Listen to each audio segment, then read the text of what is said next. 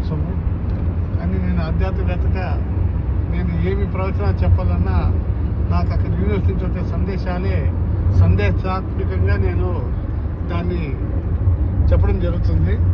కానీ పలువురు ఈరోజు నా గ్రూప్లో సంతోషం పర్సనల్గా మహిళా దినోత్సవం మీ శ్రీమతి గారికి మహిళా దినోత్సవం చెప్పండి అని చెప్పి చాలామంది ప్రత్యేకించి చెప్పినారు. వాళ్ళ హృదయంలో నేను ఇంత అభిమానాన్ని నెలకొనడమే కాకుండా మా కుటుంబ సభ్యులు కూడా వాళ్ళకి అంత ప్రీతి పాత్రనందుకు నేను ఎప్పుడూ పేరున ప్రతి ఒక్కరికి రుణపడి ఉంటాను. నేను ఎప్పుడు నా కుటుంబం తర్వాత నా ఒక భక్తులు ఫాలోవర్స్ శిష్యులే నాకు ప్రపంచము. ఇప్పుడు కూడా చిత్తూరులో నా శిష్యులు వాళ్ళది పెండి ఉంటే వాళ్ళు ఖచ్చితంగా రావాల గురించి అని వాళ్ళ అభిమానంతో చాలా వాళ్ళే అన్ని సౌకర్యాలు కల్పించి చేసినందుకు చిత్తూరు నుంచే ఆ ప్రోగ్రాం అటెండ్ చేసి తిరుగు ప్రయాణంలో ఫోన్ చూసుకుంటే ఇలా 2-3 పర్సనల్గా పెట్టున్నారు. వాళ్ళకి నేను ముఖ్యంగా విజయజ్యోతి మేడం గారికి మరి ఇంకా పర్సనల్గా చెప్పిన పేరు చెప్పుకోవాలంటే వ్యవధి చాలదు. ఏం చెప్పాలో నాకు తెలియదు. మహిళా దినోత్సవంకు ముఖ్యంగా చెప్పాలంటే ప్రతి పురుషునిలో అర్ధనారీశ్వరత్వం అనేది ఉంటుందని ఆ పరమశివుడు ఎప్పుడు అర్ధనారీశ్వర అవతారంలో ఈ ప్రపంచానికి సాక్షిభూతంగా నెలకొని ఉన్నాడు.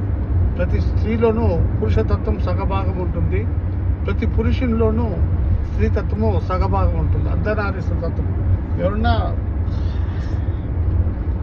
భార్యాభర్తల సమస్యలు ఎవరన్నా ఎదుర్కొన్నట్లయితే వాళ్ళందరికీ ఒకటే చెప్తున్నాను, మీరు కాదు, మీరు చేసే ప్రతి పనిలోనూ మీ యొక్క కుటుంబ సభ్యులు భాగస్వామ్యం వాళ్ళకి తెలియకుండానే పరోక్షంగా ఉంటుంది.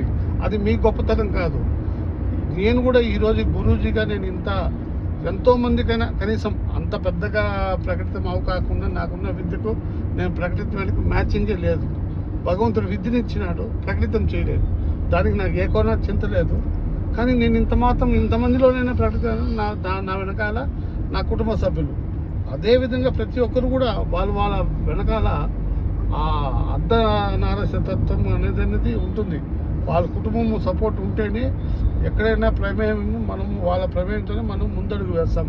కాబట్టి ఇందు మూలంగా నేను ఒక గురూజీగా మెసేజ్ మీకు అందరూ చెప్పడం ఏంటంటే, మీకు ఏమైనా భార్యాభర్తల సమస్య ఉండొచ్చో, ఓం శ్రీ అర్ధనారీశ్వరాయ నమః, ఈ ప్రాబ్లం నాకు ఇది ఉంది, ఇది నాకు అనుకూలం కావాలా అని చెప్పి మీరు మననం చేసుకోండి. అది కానీ కాకుంటే నన్ను ఫోన్ చేసి అడగండి.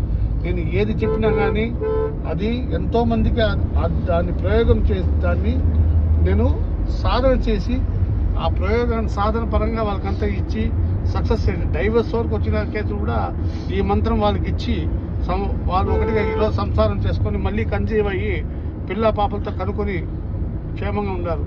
కాబట్టి ఈరోజు భార్యాభర్తలు స్త్రీలని గౌరవించండి. నేను అదేవిధంగా నేను ఇంట్లో పరంగా వేరేగా ఉంటాను. కాబట్టి స్త్రీ అర్ధనారీశ్వరత్వం మీలో సగభాగం, మీ మనసులో, మీ యొక్క ఆలోచనలో, మీ చేతనా శక్తిలో, మీ యొక్క అలవాట్లో, మీ యొక్క ప్రవర్తనలో మీ యొక్క స్త్రీ, మీకు సంబంధించిన స్త్రీ సగభాగం ఉంది అని చెప్పి మర్చిపోవద్దండి. దాన్ని కృతజ్ఞత భావంతో ఆమెకు ఉండాలి, మీకు ఉండాలి. ఇదే ఈరోజు మహిళా దినోత్సవము ఈ వీడియో చేస్తున్నాను. ఈ వీడియో నాకు చేసే ఉద్దేశం లేదు.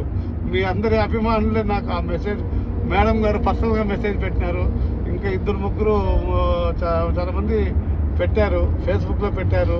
కాబట్టి నేను మళ్ళీ ఇది నాకు అధ్యాత్మపరంగా సబ్జెక్ట్ ఏం లేకున్నా కానీ భగవంతుడు నాకు కనెక్ట్ అయ్యి ఈ సబ్జెక్ట్ మీలో చేశాడు. అందరికీ నా ఒక మహిళలకు, మా ఆడపడుచులకు, అక్క చెల్లెళ్ళకు, నా యొక్క తల్లులకు, నన్ను గురూజీగా స్వీకరించే నా యొక్క శిష్యులు అనుకోవచ్చు, భక్తులు అనుకోవచ్చు, ఫాలోవర్స్ అనుకోవచ్చు, ఇంక ఏ విధంగానే అనుకోవచ్చు, వాళ్ళకందరికీ నా యొక్క తోబుట్టువులకి, అక్క చెల్లెలకి, ఆడపడుచు అందరికీ మహిళా దినోత్సవ శుభాకాంక్షలు. Thank you. నమస్తే.